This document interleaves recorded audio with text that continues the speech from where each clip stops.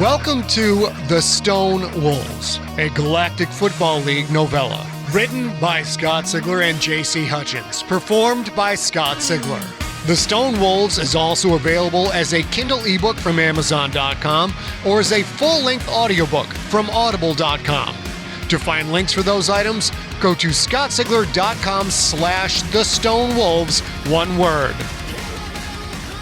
Hello, junkies. Welcome to episode 18 of The Stone Wolves. In news very closely related to the Stone Wolves, I am now 90% done with GFL Book 7's second draft. 135,000 words in. I'm hoping to finish at about 150,000 words, but that remains to be seen. It might go a little longer than that, because sometimes girth happens. Regardless of length, though, I believe I will finish it some point in the beginning of February, which means that in February, I will start The Crypt Book 1. So cross your fingers that I get that done and I can move on to that project that you and I have been waiting for such a long time. If you are listening to this book, you are obviously a fan of my work. Consider joining A Real Girl herself and I on the weekly Sigler in Place live streams Wednesdays at 6 p.m. Pacific Time, 9 p.m. Eastern. We stream live at youtube.com/Scott Sigler, twitch.tv/Scott Sigler, and facebook.com/Scott Sigler. And if you can't catch those live, they are up at YouTube and they are all up at Twitch and they are all up at Facebook. You can watch them as your schedule permits. So come hang out with a whole bunch of junkies in the chat room. A and I are on camera. Often the Dogs of Doom are on camera as well. And we all four focus on bringing the positivity. So if you're having a hell of a day, a hell of a week, a hell of a year, whatever, our goal is to put a smile on your face and send you back into the world a little better prepared to handle all of the crap. Let's get you caught up on the Stone Wolves, and then we're all going to go open a can of SpaghettiOs.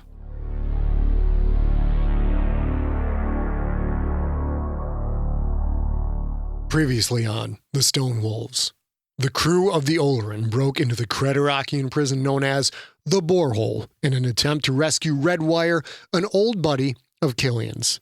They had to fight their way out, and in the process survive a deep betrayal. With the prison and the betrayal and casualties in the rear view, the Olorun crew licks their wounds and figures out what to do next.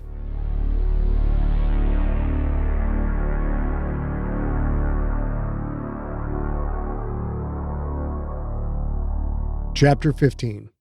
Night Flyers. "We'll get you in the rearview tank as soon as we can," Cillian said. RedWire was sitting on one of the medbay's 2 hospital beds. Once upon a time, there had been 4 beds, but Cillian had removed 2 of them to make room for a Beans-installed rejuve tank. A tank that held an unconscious Aya Omiata. "No rush," RedWire said. "She earned it. One wouldn't know it at first glance, Killer, but that girl is tougher than a coffin nail. We've both seen hardcore operators who couldn't have done what she did back there." Cillian looked at the tank, at the girl with the purple skin immersed neck-deep in pink gel. RedWire was right. Aya had delivered on multiple levels, not the least of which was shrugging off a bullet wound long enough to blast Fanaka. If there had ever been any doubt as to Aya's value as a permanent member of the Olorun, that doubt was gone. "I don't even know where we are," RedWire said. "Am I officially escaped yet?" Cillian started applying another nanosite bandage to one of the swollen bruises on RedWire's face. "The quiescence is a double-edged sword," he said. "We had a big head start on any borehole ships. Since the dead zone blocks anything but limited range line of sight, we'll reach the big rock punch zone before they will. The Olorun's impulse drives are crazy powerful. At relativistic speeds, we're faster than almost anything short of warships. There are no punch points between the borehole and Big Rock, which means we'll get there first. The Bats wanted the borehole in the middle of nowhere, and they wanted almost no traffic going out to it, so unless we stumble headlong into a Bat destroyer, we should be able to get to Ionath before anyone outside the prison even knows you're gone." Ionath, where Quentin lived. Was he there now? Probably not. After the attack on the touchback, hopefully Quentin was smart enough to lie low. And it didn't matter anyway. It wasn't like Cillian could pop in for a surprise visit. Hey there, son I haven't seen for 24 years. How about a beer with your old man? Cillian finished the bandage application, grabbed another. Carmago had really done a number on RedWire's face. But they'll come after me, RedWire said. And you, right? Maybe. Aya blocked their sensors when we came in. They don't know the Olorun was involved. Shortly after we left, Beans vented Fanaka's ship and set the punch drive to self-destruct. We put her body parts in there, and your blood. The bat patrols from the Borehole should find that wreckage. If all goes well, they think you escaped on that ship, it blew up, and you're dead. RedWire's eye twitched once, his only tell that Cillian had pressed too hard on the wound. And if things do not go well? Then they keep looking for you, Cillian said. Hard to say. Will Thorn be fooled? Thorn. The ghost from the past. I don't know, and I don't care, Cillian said. RedWire thought on that for a moment. The bats control the space around Ionath, he said. We're going to be stuck there for a day after we punch out from Big Rock, assuming we make Big Rock at all. Once those fighters reach Big Rock and the word spreads of my escape, bats and system police at Ionath could still nab us, couldn't they? Your old pal has a trick up his sleeve, Cillian said. We won't be in the Concordia for a day. We won't even be there 15 minutes. You have another ship lined up? Nope, Cillian said. We have this ship lined up. It's got dual punch drives. We hit Ionath, we're out 15 minutes later and on our way to Chichana in the Sklono dynasty. Red's brow furrowed. Did you say dual punch drives? Cillian nodded. That's impossible, RedWire said. Cillian nodded again. I agree. And yet Beans designed it and made it work. Red was quiet for a moment. So you have one of the fastest relativistic ships around, and you can do 2 full punches in the same day? No wonder you become such a successful smuggler, killer. Cillian laughed. Well, successful might be a bit much.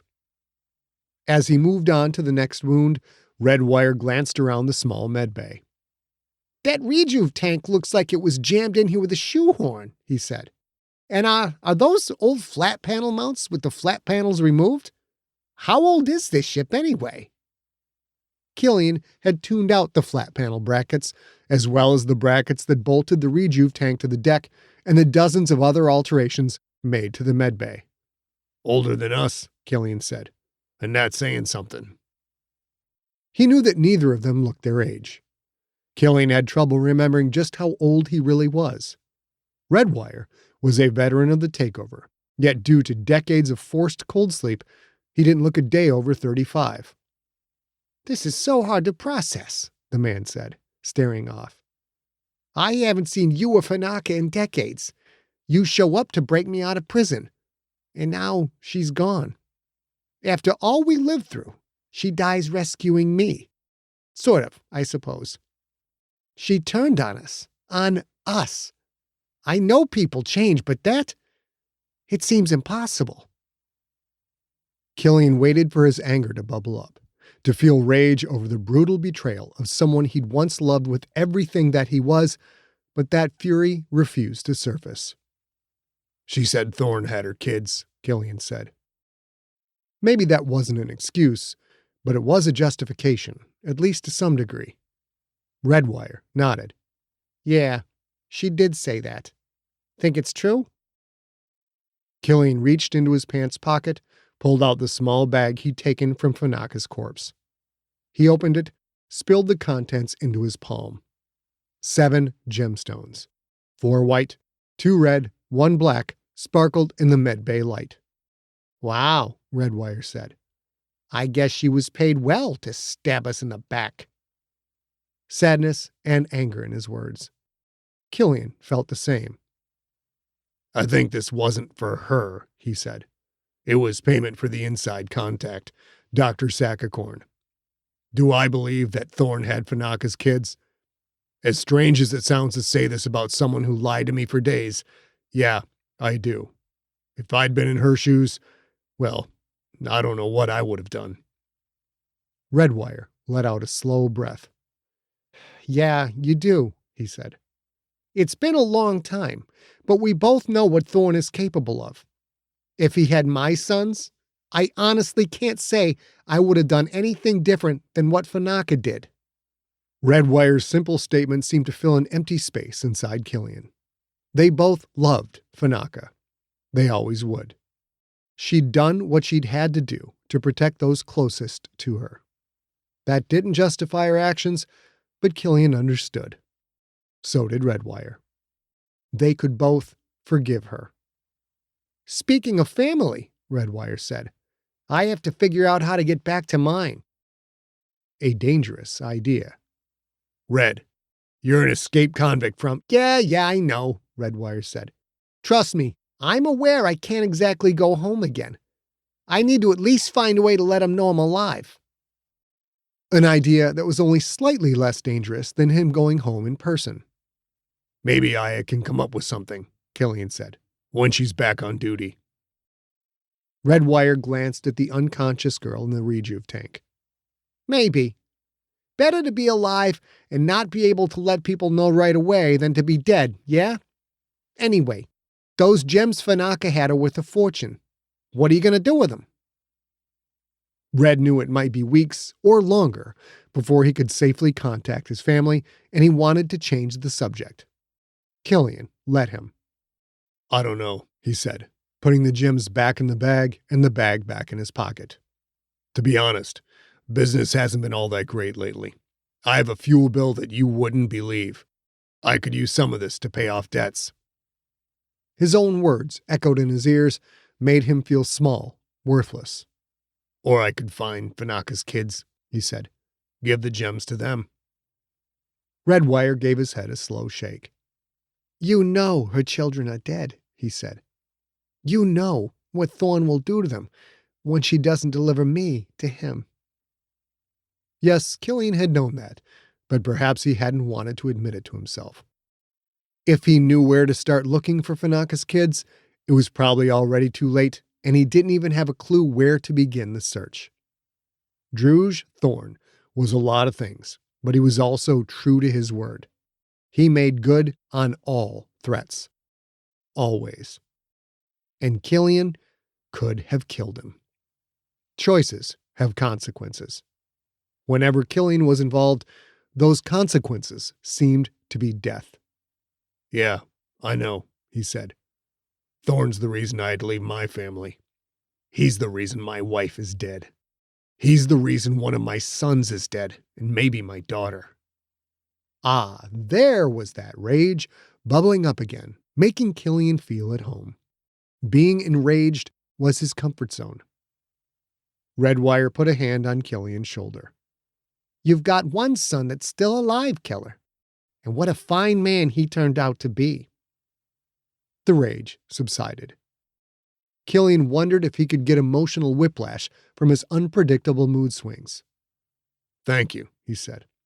Thank you for looking out for him. Thank you for giving him guidance when I could not. RedWire laughed, then winced from pain. Oh, ouch, he said. Try not to say funny things until I get an hour in the rejuve tank, okay? What was funny about what I said? The part about giving Quentin Barnes guidance, RedWire said. As if anyone could. That kid is so bullheaded. He does what he wants. In that way, he's a lot like his father. An unexpected swell of pride. And also a pang of despair. Cillian had failed his family. He'd failed to be there for them as a father should. If he is like me, then he listened to you, Red. At some level, anyway. RedWire slid off the table. Maybe. Even if he didn't, I don't think it would have mattered. Your son is special, Killer. And I'm not just talking about his abilities on the field. There is no one like him, anywhere. He's the one. More emotional whiplash. Joy at hearing a trusted friend say Quentin had turned out all right after all, and sadness that RedWire was still pining for some mysterious messiah to appear and make the galaxy's problems go away. "He's a football player," Cillian said. "Let him be that." RedWire considered this for a moment, then nodded. "Your house, your rules." Not even close to an "okay, I won't bring it up again." RedWire, always the master of the non-denial denial. "What do you know about Thorn, Red? Why did he go to such lengths to get at you?" RedWire took a moment to answer. "Because Thorn has to be the architect. We don't have identities of the main players involved. There's also someone called the Broker who's in charge of the whole operation, and an agent called the Emissary, who is a go-between for the architect and the Broker." "The architect," Cillian said. "Druge Thorn is the one building that superweapon?" "You know about it?" Cillian shrugged. "We only know what Fanaka told us, that there's a weapon way more powerful than nukes, that the Vermata is building it, and that you've got coded plans to it, and that the cipher for that code is inside your big white melon." RedWire nodded, but stared off, as if he'd only partially heard Cillian. "The date," RedWire said. "What's the date?" Cillian told him. He hadn't thought it was possible for RedWire's face to go any whiter than it already was, and yet it did. "I didn't know I was in the borehole that long," he said. "The days kind of run together when they're electrocuting you every few hours. The superweapon, it might be finished. If not, it will be finished very soon. Killer, I need your help." Cillian's heart sank. He looked at the rejuve tank, holding his newest, youngest crew member. "I've already helped," he said. "It didn't go well, and it could have turned out worse. Whatever you need to do, you do it. I don't care about this superweapon." "You better start caring. We don't know exactly what the weapon is, but we know what the Vermata calls it. The Cruncher. They aren't developing this thing on their own. The Cruncher is designed and financed by whoever the hell is backing the Vermata. The puppet masters. The ones throwing around all the money. The ones who've been hiding in the shadows for decades. The ones responsible for the fissures that had ruined the guild. They were the ones responsible for letting Thorn ascend. Which meant they were the ones ultimately responsible for the death of Constance Carbonaro, of Quincy Carbonaro, of Quaid Carbonaro. That rage tried to flare up again, but Cillian slammed it back down into place, into the forever dark where it belonged. "I don't want to know any of this," he said. "I just want to get back to my old life." "There will be no life for anyone if we don't stop this thing. The Broker is at the top of all of this. The Broker is the one communicating directly with these mysterious puppet masters." "The Broker. A dumb name. Kind of on the nose, don't you think?" "Whatever, killer," RedWire said. "Look, you've got to help me. We don't know what the Cruncher is, but our intel says it can destroy an entire planet. The Vermata, with a weapon that powerful, you know damn well they will use it as soon as they can. Set one off to establish its power, and then they will make demands. If it works, it's a game changer. Stopping this thing and whoever's behind it represents the reason you joined the guild in the first place. This is our duty." Cillian had given enough, had lost enough. He didn't need a lecture on duty. "And what if they use it on Creterakian, Red? Breaking the Bat's control over the galaxy was the real reason I joined the guild. The reason you joined the guild. And the rest of the Stonewolves as well. Those shucking Bats killed millions in the takeover. What if the Vermata use this Cruncher on Creterakian and the Empire is broken forever? What if that happens and we get what we wanted all along?" Aya lifted her head and opened her eyes, sloshing a glob of rejuve gel over the edge to slide down the tank's metal side, leaving a glistening pink trail in its wake. "There are billions of sentient beings on Creterakian," she said. "The vast majority of them are civilians. Just because we never see them doesn't mean they're not there, doesn't mean they deserve to die." Cillian felt his face flush hot, a feeling he wasn't used to. The kid was right, obviously. How long have you been listening? Long enough, Aya said. So have we, Kipper. Beans's voice, coming from the medbay speakerphone. Cillian's face grew even hotter. And I suppose we mean Zan is listening as well? I would like to point out that you did not order us to not listen. Zan said. And now that we have heard, I believe it is time for us all to speak. Aya, since you are alert enough to levy moral judgments, you are well enough to join us. Everyone in the rumpus room in 15 minutes. RedWire glanced at Cillian. I thought you were in command here. Only sometimes, it seems, Cillian said. And only when Zan decides it is so. He tried to glare at Aya, but found he could barely even meet her eyes. Need any help getting out of there? She shook her head. I'll manage. And both of you, I kind of remember the things I said when I was on that stim, and, well, I'm awful sorry if you took it the wrong way. RedWire actually laughed. I have no idea what you're talking about, he said. You showed nothing but courtesy and respect to someone who was trying to save your life, and I thank you for it. Aya's sheepish grin revealed her gratitude for RedWire letting her off the hook. I'll see you guys in the rumpus room, she said. Now, would you mind getting the hell out of the medbay? I don't know who put me in here naked, and I don't want to know, but no one gets to see me like this now that I'm awake. Cillian gestured to the door. Red, let me show you my ship's lounge. They exited the medbay. Cillian slid the door shut behind them, ensuring Aya's privacy. They walked down the corridor toward the lift. Cillian's face still felt hot. He'd humiliated himself. Had he really wished for an entire planet to be destroyed? Back in the day, that was the kind of thing he'd fought against. Oh, RedWire said. Today's date. That means the Tier 1 season is over. How did we do?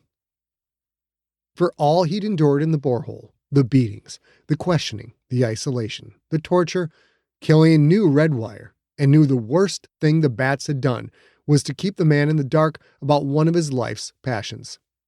They hadn't told him anything about the Krakens. I have all the games, Cillian said. All since you went out. Do you want me to tell you, or do you want to watch? I'll make sure my crew doesn't say a thing to spoil the games for you. RedWire looked Cillian in the eyes. I haven't seen you in decades, but I know you, Killer. You've always been terrible at hiding your emotions. And I've got more important things to do than watch football games. Just tell me. Yes, this man had used football as cover for his work as a guild operative, but no one stayed in the GFL without working their ass off. Starter or not, RedWire had had an irreplaceable part of his life torn away from him. There was so much news to share with RedWire. The terrorist attack, the death of Kopor the Climber, and Coach Hokor. Too much news at once could be overwhelming, especially to a man cut off from his family. Cillian decided to share just enough. You won it all, he said. A perfect season. You beat the Jacks in the Galaxy Bowl. RedWire smiled. Fantastic. I wish I could have been there for it. I assume Quentin played his ass off? And here was the news that would cut the deepest. The knowledge that, if he hadn't been arrested and imprisoned, Yitzhak Goldman could have played on the sport's grandest stage. Yeah, he did, but not in the way you'd expect, Cillian said, his heart torn between pride in his son and pity for his old friend. Quentin hurt his throwing arm and played fullback. Becca Montaigne started. She scored the winning touchdown and was named Galaxy Bowl MVP. RedWire's smile faded. He looked down as they walked. He had been the second-string quarterback. When Quentin went down, it should have been RedWire's moment to finally shine at the sport's highest level. But Red had been arrested by the time that happened. Rebecca Montaigne made the most of that opportunity, while Red had missed his chance. He nodded. That's good, he said. Becca deserved it, I'm sure. And an undefeated season. Amazing. Maybe I'll watch the game later, while we're in punch space. Maybe Cillian would watch it with him. And before they played it, he would tell RedWire about all the awful things that had befallen his franchise. For now, though, there was something vastly more important to discuss. Aya's clothes were ruined. Blood-soaked, full of holes, and they stank of smoke. Goldman might have temporarily patched her up just fine, but when it came to her shirt, he wasn't exactly a tailor. She had a locker in the medbay. When she'd first signed on as the Olorun's comms operator, shortly after the ship had rescued her, an event Aya now knew had been orchestrated by Fanaka, who was real dead, Zan had insisted Aya keep a full change of clothes in that locker. That probably should have set off some alarm bells, but Aya had been oblivious, had been eager to do whatever Skipper, Beans, and Zan asked her to do. After her rescue, the Olorun's first stop had been at a Gans Prime station, not the one the Ponsky sisters had blown up. She found it ironic she'd been rescued from a mall, yet had nothing more than the clothes on her back. Fortunately, Gans stations had everything spacefaring folk needed. Serviceable chain restaurants like Taco Broil, which was her favorite, but she was hoping to try one of those Mr. Sam's Purist Nation barbecue places that Rare Avis's freaks kept raving about. And they had groceries, showers, rental fabrication and repair facilities, fuel, power, and, yes, even clothes. Skipper had given her some money, an advance on her wage as the comms operator. Aya had bought clothes. Maybe ship-stop clothes that mostly bore logos of alcohol, soft drinks, and impulse drive makers weren't the height of fashion, but she'd been forced to wear a uniform for most of her life and she didn't mind a bit. Aya had done as she'd been ordered and put a change of clothes in her locker. Since then, she'd been to more places and been able to upgrade her wardrobe, but she hadn't thought to replace this emergency stash. She looked at the black t-shirt. Sentient Overboard Beer read the yellow and blue logo. She'd never even tried the stuff. Too bad she hadn't bought a trench warfare shirt. That would have been kind of cool, considering what they'd just been through. The t-shirt, some jeans, cheap sneakers, and a cheaper belt. Not even close to her style, but it would do. Getting dressed hurt, especially pulling on the jeans. Aya had been shot in the leg and the shoulder, so why did she hurt all over? Her body felt like it had when she'd suffered hangovers after watching Kraken's games with Skipper and Beans. She'd never had so much stim in one dose. That had to be the reason for the body ache. Oh, the things she had said. Goldman claimed he'd forgiven her, but everyone lied and there was no way of knowing for sure. Skipper had said nothing. He was probably mad, and with good reason. Her shoulder wound wasn't really all that bad. Fanaka's bullet had grazed Aya's right deltoid. No surgery needed. After a dip in the rejuve tank, that wound was already in decent shape. One more soak, and it would be like it never happened. If that bullet had been a half-inch to the left, though, it would have destroyed her shoulder joint, would have required multiple reconstructive surgeries. Pretty lucky. Could she really have been shot twice and count herself lucky? Yes, she could. Especially with the thigh wound. That bullet had almost killed her. She'd lost a lot of blood. Fortunately, when I had joined the crew, Zan had made her draw 4 pints of blood and store it in the medbay. Zan said it was mandatory practice, that she, Skipper, and Beans had stores of their own aboard. At the borehole, Aya had been like a leaking tire. Now patched and refilled, she was almost back to full pressure. If keeping a store of clothes in the medbay should have set off alarms, storing 4 pints of blood in there should have set off screaming decompression klaxons. Live and learn. For now, anyway. But would she live through the next mission? Did she even want to be there for the next mission? She didn't know. And it probably didn't matter what she wanted. Zan wasn't going to cut her any slack. Skipper was nice enough except for when he was a murdering psychopath, which was apparently a thing, and Beans only cared about his toys. And his milkiness, of course, but I couldn't hold that against the little guy. Skipper was the captain, but Zan called the shots more often than not. If that navigator didn't want Aya as a permanent member of the crew, then Aya was little more than a temporary guest. She took a step toward the door, winced at the shock of pain that went up her leg. How long would it feel like this? Maybe she could find some crutches. If Zan stored clothes and blood, she most likely made sure there were plenty of bandages and, yes, a crutch or two. Aya hobbled to the medbay door and slid it open. There, in the corridor, just outside the door, was a pile of junk. A pile of junk that was some kind of old tractor seat and 2 big tires. A wheelchair. A note on paper taped to the seat. Starling's Mujik chair. Tears came fast. She wiped them away. Beans had made this for her. He'd misspelled magic, but that didn't matter.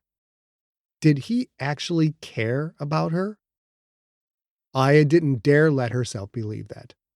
No one cared about her. Not really. People respected what she could do, like Fanaka had, but also tried to use her for those skills, like Fanaka had. Beans appreciated Aya's abilities. That didn't mean he cared, but it was something. Aya couldn't deny it. It was, at the very least, respect. She eased herself into the chair. It wasn't even remotely comfortable. She gave the wheels an experimental push. The chair rolled down the corridor, smooth as silk. Maybe it didn't look like much, but it was perfectly engineered. Aya wiped away another unexpected tear and rolled herself toward the lift.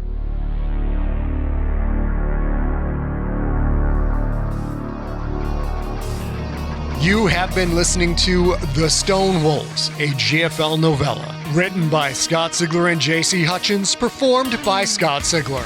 Follow Scott on Twitter and at Instagram, where he is at Scott Sigler, and on Facebook at facebook.com/Scott Sigler. The Stone Wolves was directed by A. Sigler, engineered by Steve Rickyberg.